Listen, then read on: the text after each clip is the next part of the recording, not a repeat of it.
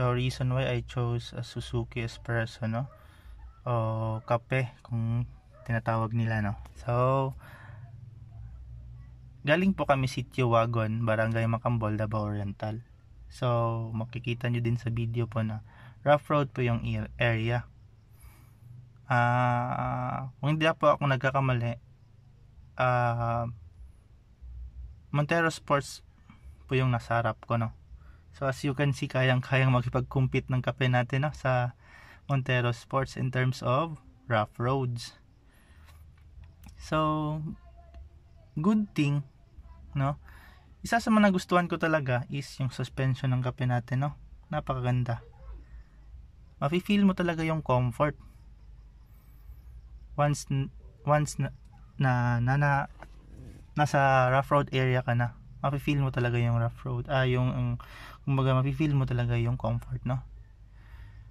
So stock rims, stock tires pa po yung gamit ko. So hindi pa po ako nakapag-change, no, kasi wala pa talaga budget. Hindi pa ako nakapag-change into wider mugs or bigger mugs or bigger tires or wider tires, no. Pero meron akong ginawang modification, no. Naglagay po ako ng 25mm wheel spacer, no.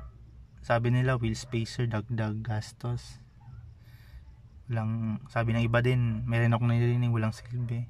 Pero para sa akin, no, as I observe, no, mafe-feel mo talaga yung nag-enhance yung shock absorption niya compared to dati. Kasi mas mafe-feel, mas comfort siya. Comfort naman dati, pero para sa akin mas comfort siya nung na-installan ko na po siya ng wheel spacer. At the same time, naglip po yung kape ko, no. Yung stance niya parang mas lalo siyang nagbrusko, kumbaga. Kasi at the same time nag-wide yung ano niya, nag-outer yung tires niya po. So makikita nyo sa video, naka wheel spacer na po ako niyan. So kaya makipag-compete talaga ng kape, no. So ito lang masasabi ko po, no, sa mga beginners na hindi pa nakapag-decide kung kape talaga yung kukunin nila.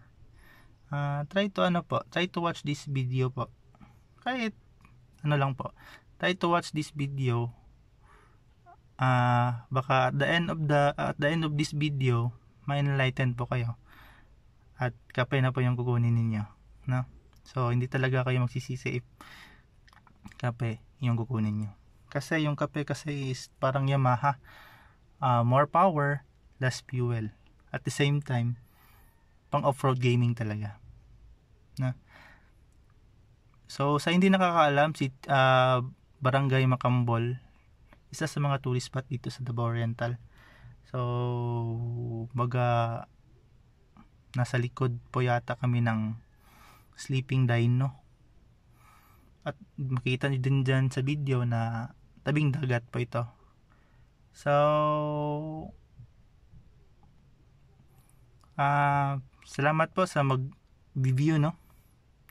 So sa lahat ng may mga kape na dyan, ride safe po at ingat po tayo lagi. Thank you po.